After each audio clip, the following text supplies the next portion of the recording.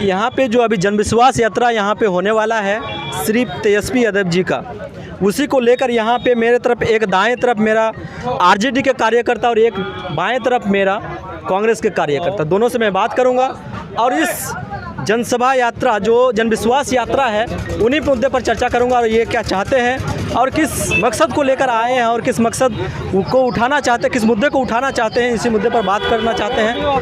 Sir क्या कहना चाहेंगे जनविश्वास यात्रा? ये तो 17 साल वरना 17 महीना जो आरजेडी गठबंधन मिला के जो किया बिहार में, तो अब तक तो अच्छा रहा, लेकिन पलटू राम ने पलटी मार दिया और क्या बोलेंगे, यही बात बोलेंगे।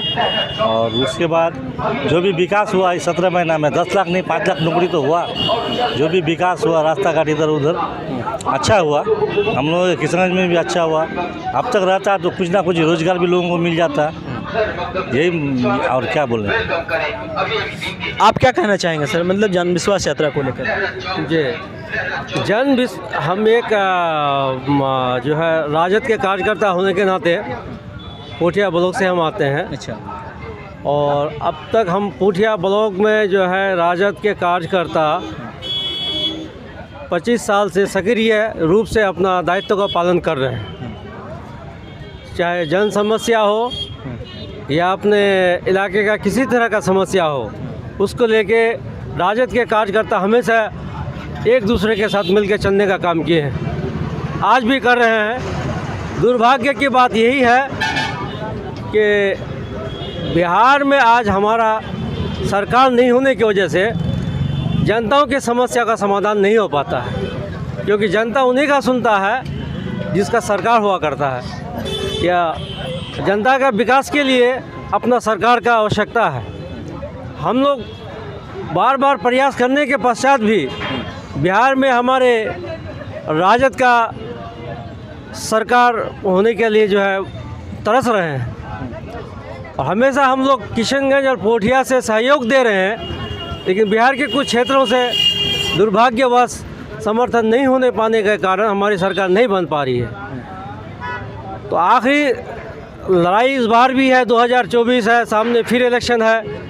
इस लड़ाइयों में हम लोग अपना सहयोग और जन आंदोलन करके बिहार में तेजस्वी जी को मुख्यमंत्री के रूप में लाने के लिए हर तरह का प्रयास करने के लिए हम लोग जो है तैयार है।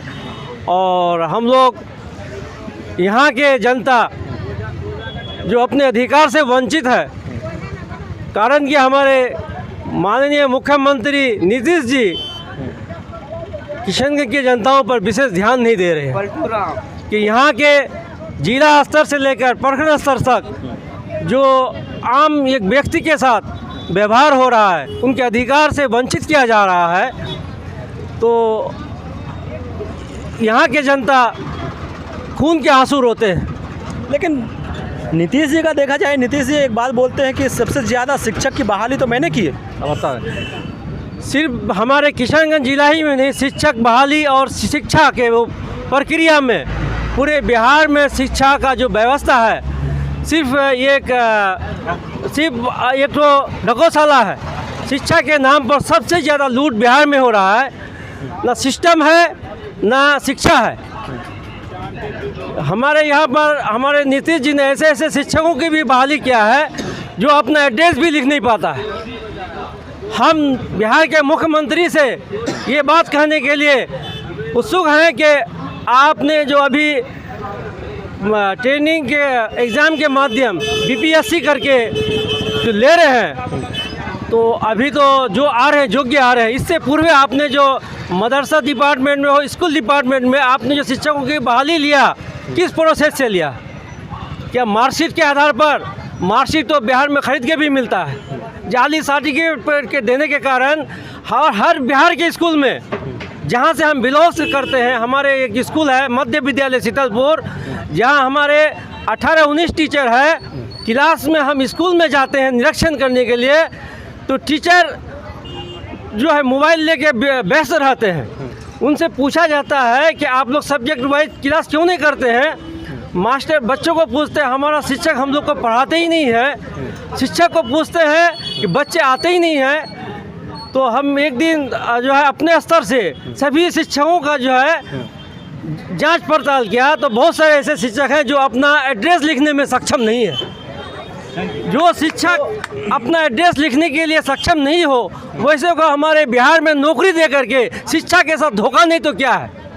जहाँ शिक्षा सबसे पिछड़ा रहेगा, वहाँ का समाज भी पिछड़ा रहेगा, वहाँ का विकास भी पिछड़ा रहेगा। देखिए, इसको मतलब सुधार तो ला ही रहे हैं, सुधार तो कर ही रहे हैं। सुधार अभी जो हमारे के पाठक जी के द्वारा जो निर्णय लिया गया है वो सही है कि लिया जा अच्छा, मैं रहा है। उस पर सवाल कर लेता हूँ, के पाठक जी जो निर्णय लिया है वो सही है गलत है? बिल्कुल सही। के पाठक के दायित्व में जो अभी जो शिक्षा पर फोकस हो रहा है, इससे हम संतुष्ट हैं। अगर इसी तरह से ईमानदारी के तहत सिर्फ के पाठक ही नहीं, के पाठक तो आदेश किए, हमारे जिला में बैठे डीओ साहब, हमारे ब्लॉक में बैठे बीओ साहब, वो लोग अगर फिर अंदर सेटिंग करके शिक्षकों के साथ चलेगा तो शिक्षा कभी प्रोग्रेस नहीं करेगा। देखिए, लेकिन यहाँ पे शिक्षक तो मतलब इसका विरोध में आंदोलन कर लिए हैं, किशनगंज में आंदोलन हुआ इसका। हाँ, अवश्य करेंगे, क्योंकि शिक्षक जानते हैं कि हम लोग को अगर एग्ज़ाम में बैठा दिया जाए और सही से एग्ज़ाम लिया जाए तो हम लोग ज़्यादातर शिक्षक फेल ही करेंगे।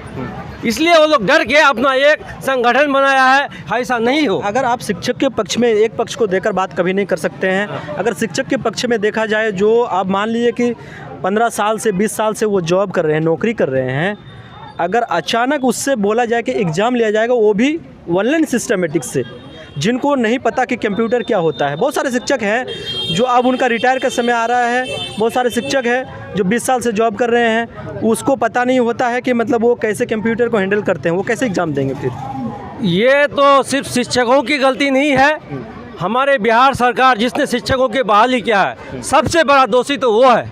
कैसे बहाली किए आपने? उसका ये गुणवत्ता को देख के बहाली नहीं किया। किस आधार पर बहाली हुआ, या फिर सेटिंग गेटिंग में बहाली हुआ है? अगर बिहार में सेटिंग गेटिंग करके ही शिक्षा को कार्यक्रम को चलाया जाएगा तो शिक्षा कभी प्रोग्रेस नहीं करेगा। जहाँ शिक्षा ही नहीं, वहाँ विकास भी नहीं होगा।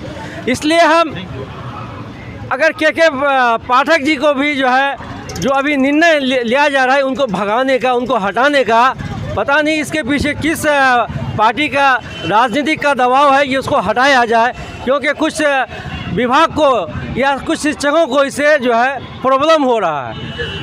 तो हम के पाठक के समर्थन में हैं और बिहार सरकार से भी निवेदन करेंगे के पाठक को फुल्ली उनके पावर को यूटिलाइज करने के लिए उनका से योगदान दे। जिला में बैठे हुए जो पदाधिकारी हैं, ब्लॉक में जो बैठे हुए पदाधिकारी हैं, के पाठक के जो है नीति पर वो लोग जो चलने का प्रयास करें। लेकिन बिहार के शिक्षक देखा जाए तो सब तो विरोध में उतर रहे हैं। जी, बिहार के शिक्षक जो विरोध में उतर रहे हैं, वैसे हमारे बिहार में शिक्षित ऐसे व्यक्ति हैं जिनके अंदर बहुत सारा अभिज्ञता है से जो शिक्षा का, वैसे शिक्षकों को जो निष्क्रिय है किसी काम का, उसको सस्पेंड कर दिया जाए। नए जो युवकों को उसका क्वालिटी का जचाई करके एग्ज़ाम देकर उनको बहाली किया जाए। लेकिन बहुत सारे शिक्षक ऐसे हैं, अभी जो मेन मुद्दा चल रहा है, मेन मुद्दा है कि समय को लेकर के पाठक जी का कहना है कि 9 बजे से स्कूल शुरू होगा और सीएम का कहना है कि नहीं, 10 बजे से पुराना समय से ही स्कूल शुरू होगा, 10 बजे से 4 बजे तक और 9 बजे से 5 बजे तक 2 घंटे का जो फासला है, इसको लेकर विरोध कर रहे हैं टीचर शिक्षक कि आखिर ऐसा टाइम में क्यों, समय में क्यों मतलब बदलाव ला रहे हैं, इसको लेकर। अब तक जो हमने जो है मोबाइल में जो देख के आए हैं और इलाके में जो कुछ परिवर्तन नज़र आ रहा है, वो सिर्फ हमारे के पाठक के द्वारा ही आ रहा है।